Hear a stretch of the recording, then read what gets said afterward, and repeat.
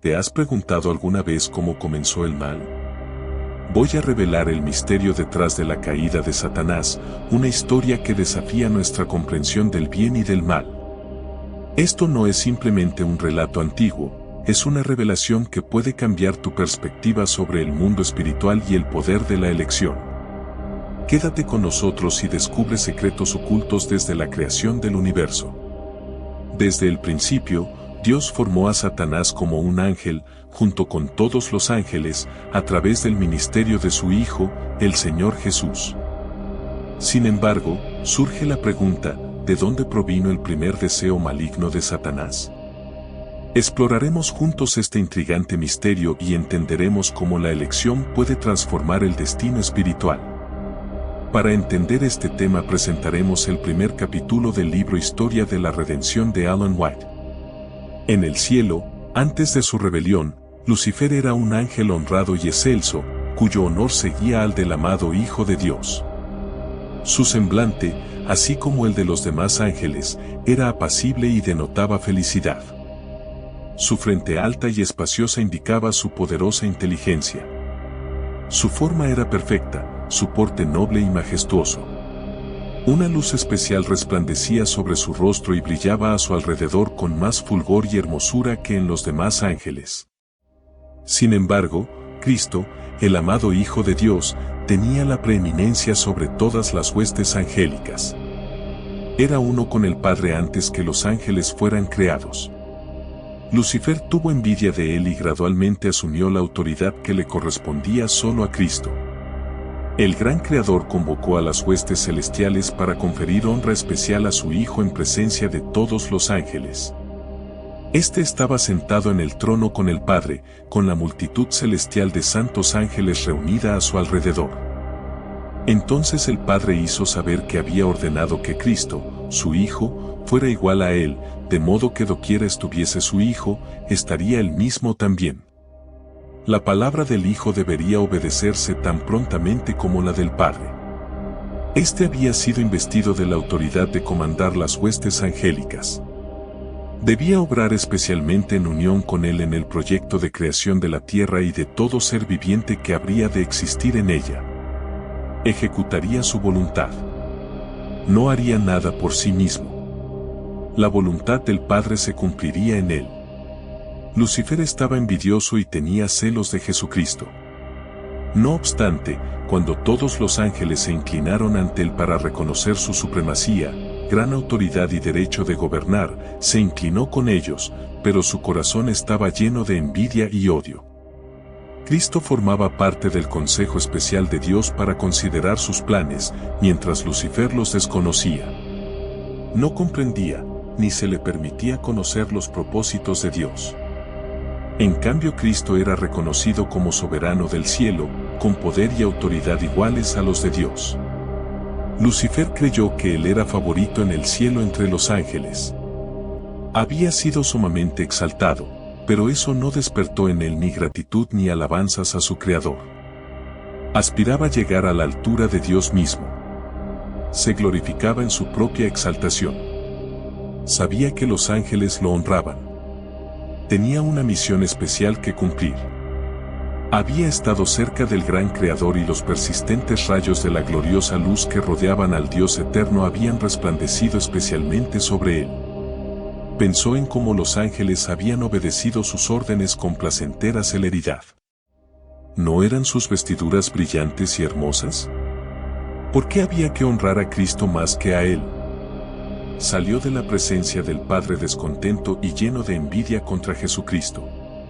Congregó a las huestes angélicas, disimulando sus verdaderos propósitos, y les presentó su tema, que era el mismo.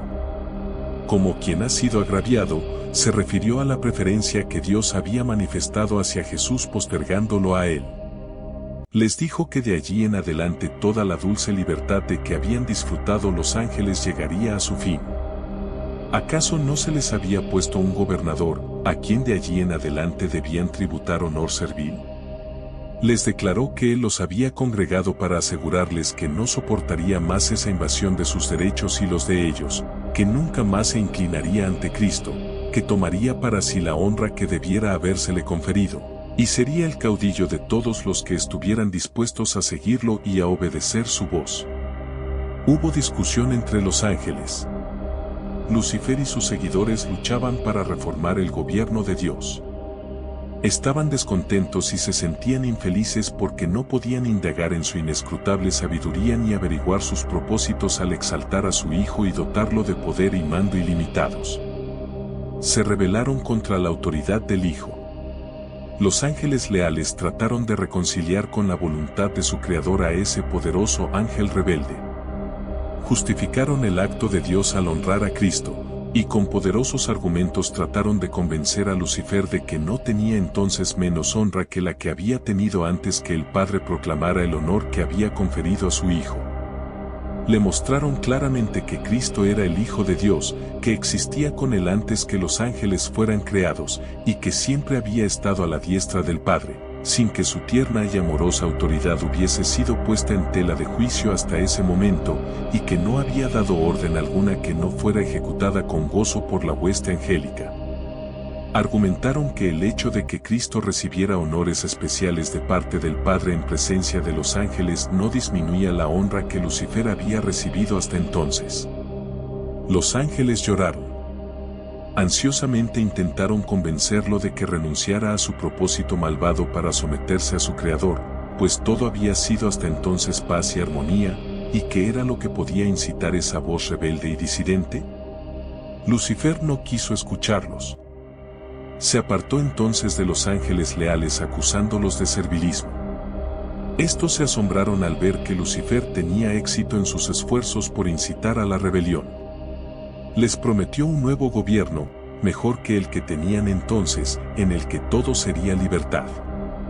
Muchísimos expresaron su propósito de aceptarlo como su dirigente y comandante en jefe.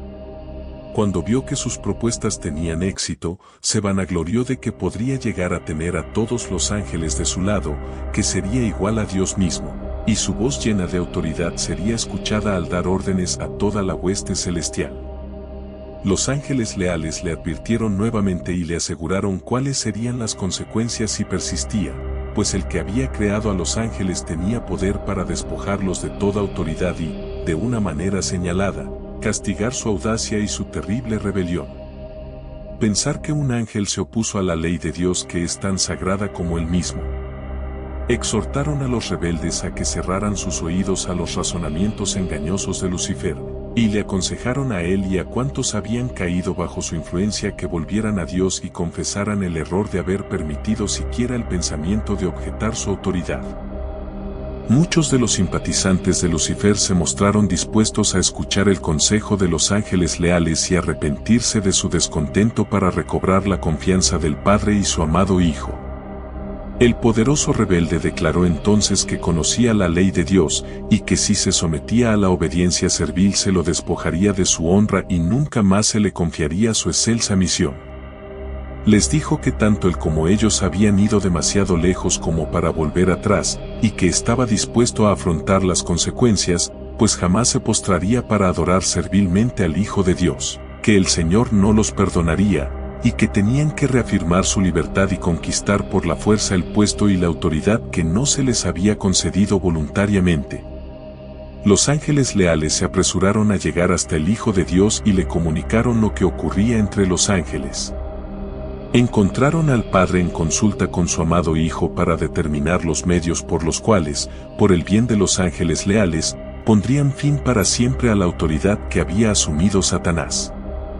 El gran Dios podría haber expulsado inmediatamente del cielo a este archiengañador, pero ese no era su propósito. Daría a los rebeldes una justa oportunidad para que midieran su fuerza con su propio Hijo y sus ángeles leales. En esa batalla cada ángel elegiría su propio bando y lo pondría de manifiesto ante todos.